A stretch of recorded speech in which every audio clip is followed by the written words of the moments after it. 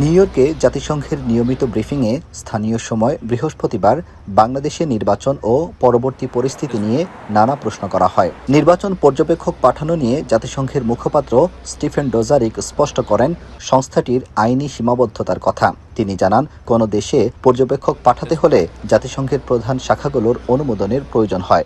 UN does not send observers to elections unless there is a certain mandate given to us by one of the legislative bodies. The UN office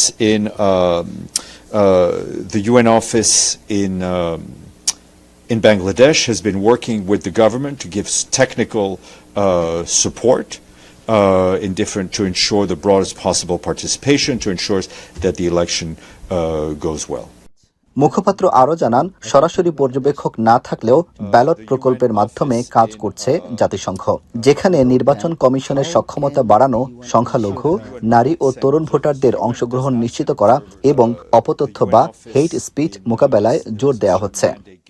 We are, however, supporting the Electoral Commission through a project called Ballot, promoting the inclusion and participation of vulnerable and underrepresented groups, including minorities, youth and first-time voters, persons with disabilities and older people.